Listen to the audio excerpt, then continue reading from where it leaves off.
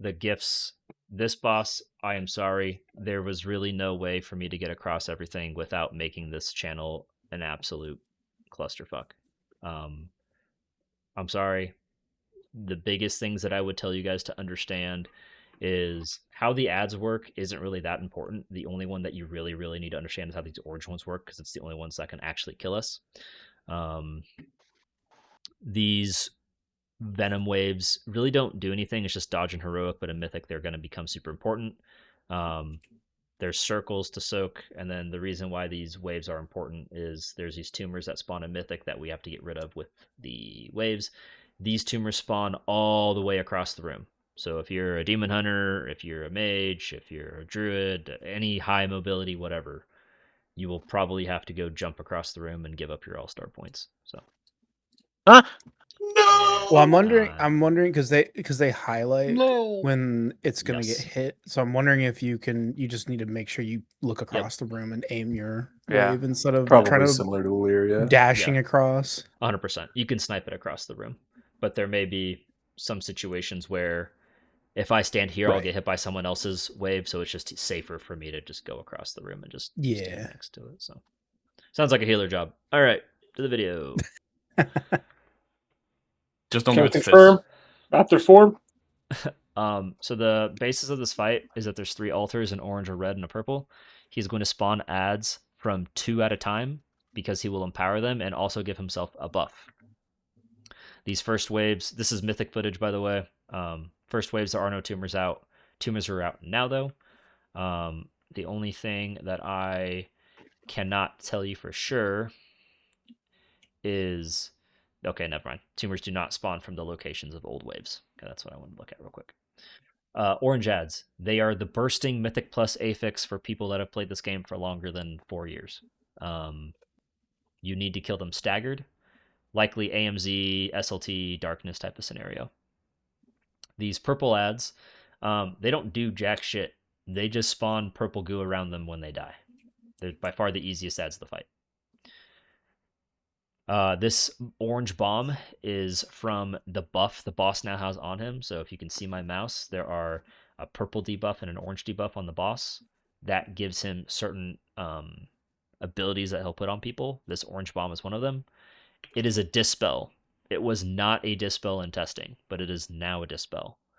In Mythic, it is going to do raid-wide damage, and the longer it takes for you to get dispelled, the more damage it will do to the person who has it. It goes on multiple people at a time, so there's going to have to be a staggered dispel cadence. I would highly doubt it goes on more than 4 people at a time, because I expect they want this to be 4 healed. But there will be like a Queen's Court, not Queen's Court. What's the second to last boss of Palace? Silken Court. Type of dispel situation that we'll have to set up. Okay, these tumors, to show you what Tigger was talking about, you'll see that these tumors, you can see this one up in the top here in just a second. It will turn from dark green to light green when a wave is going through it. And that's what Tigger was saying with like sniping a wave across or a tumor across the room. Okay. He's going to spawn bombs here soon. Yep, these soaks. It is 1 per person, or if it's a Venn diagram like this one in the center of the room, you can double soak it. It is not a split damage soak. So if Cud and I stand in one together, we both take the same amount of damage as if Cud would have stood in it alone. So don't feel like you need to stand in a circle if someone's already in it. Obviously, redundancy in this kind of situation is good because we will blow up if we fuck it up. Okay, adaptive infection is the ability called when he has the 2, in this case, orange and purple buffs on him, and what he will do. You will see there's a dragon to Bansher's right next to him, that will start dropping purple puddles. That is the empowerment from the purple debuff.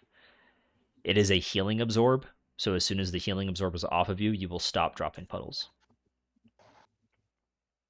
Now, he's going to do Imbibe, which is going to empower the 2 closest to him again, which means we have to empower orange a second time. So now he has 2 stacks of orange and 1 stack of red. It's going to empower these orange blobs. They will have more health and they will do more damage now. So they're going to stagger kill these so that they slow down the bursting effect. That red guy off yonder, he doesn't really do too much. He just has a shit ton of health. The dungeon journal says that when he dies, he splits into smaller red oozes as well. But in all of testing, that never happened. So I have no fucking clue what's going to happen. These red soaks, it is Hungering Destroyer from Castle Nathria.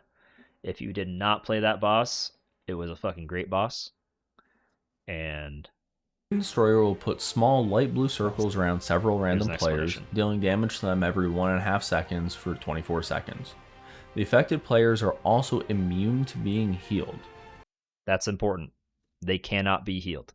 Fortunately, they are constantly able to leech health from any player within their circle. This is tuned so that each of the affected players... I don't care about that part. Essentially, if you see people with a red circle, they cannot be healed. And you, as a friend, have to go into the circle, and the only way they can be healed is they will leech your health from you.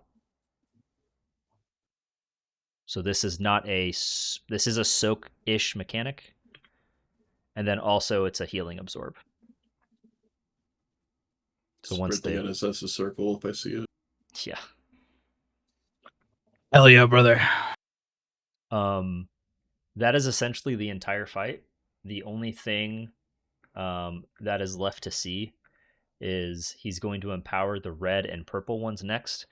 All that means is that this red guy has a shit ton more health than he did before, and the healing absorb thing that we just watched with the circle is even more devastating and does more damage. This red circle is no joke. So on Mythic, it is going to increase the damage that you take when you help your friend by 100%. So you are going to be taking 160,000 damage while you're helping your friend. And then this buff, this blood infusion buff, when he gets 2 stacks, increases the damage of Hemo Explosion by 100%. That's when he's just empowering the altar. And then also increases the add health by 50%. And then this just says that smaller adds will come out when it dies, but it's never done that before. But yeah, it's a personal when you get in to help your friend stay alive. There. What's up? Yeah, it split. Oh, wow. Nice. Then the ads just die instantly. Oh, okay. Yeah, they just died so fast I just never fucking saw them. Okay, cool. The only thing that's true for the red ad that's not true for the purple and orange ads is it cannot be gripped. It's too fat of a boy. Positioning ranged is going to be incredibly crucial. I do not think this has to be a forced stack ranged fight, but it definitely can give the vibe of bringing more ranged is better. So I'm sorry if I missed it. What's the tumors? They do pulsing damage? They do like... So the tumors... Does an ad spawn from them? The tumors are only in Mythic. I believe it is now called Malignant Totem. Okay. Because they're... When I was looking at this or a couple days ago, I couldn't find maybe Living Venom's burst upon malignant cavity. I don't know. I can't find in the journal anything that says tumors anymore. And then So there's nothing don't have for anything. models either. So I don't know if things have Malignant with changed. shake says. Anything it that says right says there. malignant is But gonna It be says tumor. malignant tumors. Yes, but then there's nothing in here that says what malignant tumors do, so I don't fucking know. The only thing that Okay. says anything about malignant is malignant burst, and then malignant totem. Okay. So just destroy them. Yes, just break them. They obviously will do something bad. I just can't tell you what right now because I don't. It's just not in the Also, journal. just aerial denial too, right? No, I don't think they. I think you can step in them and stuff. They don't do anything bad. Yeah, they missed one right here at the where they're pinging. Right Yeah, now. they're pinging it, and it looks like it's growing. It's for dopamine simulator. Well, I'm assuming that's what the burst is, right? The malignant burst. Isn't Like, what do they malignant good? display those? Malignant's No, bad. benign. Malignant's bad. Right? Yeah. But Oh. I think benign. That's why my doctor keeps fucking calling me. There's Holy malignant sh- catalyst, but malignant catalyst is the soak. Maligma. I don't know. If you see when this cast We'll figure it out. finishes, there's going to be that big burst, but I think that's just from the center of the room. That's the cavity So- ability. Malignant catalyst, yeah. Oh, Oh, also not just grippable, fully CCable, so frost trap, all that shit works too with everything but the red ad. But yeah. When he gets 2 sacks of all of these like empowerments as well, essentially what I showed you with the red one, it's true with the purple one. They have 100% more HP, or sorry, 50% more HP, and then the damage of this gloom expulsion, which is just don't stand on swirlies in the ground. Or sorry, is him empowering the altar, does double the damage, and then fires the same way, except its maximum health of burning venoms by 50% instead of the other ones. It also increases the damage of when he empowers it, same thing. But yeah. And then healers, if you want to read what the bursting thing is, it's just this. You cannot All I'm forever seeing is all-star point. You cannot forever CC these things as well. After 60 seconds, they're immune to CC, and they will sprint to the center of the room. If they get to the center of the room, we go bang, and we die. Oh, that was actually such a good clear. Holy shit. so the actual clear is bigger than it says it is. I don't know. It's interesting because he kind of moves last second here. So it's difficult to watch it turn to the color. So, yeah, that is the entire fight. Real quick look of damage. As you can see, these ads themselves kind of no health. I expect that to get buffed. And then damage taken from abilities. Toxic Vapor, it's just ticking damage from the entire fight.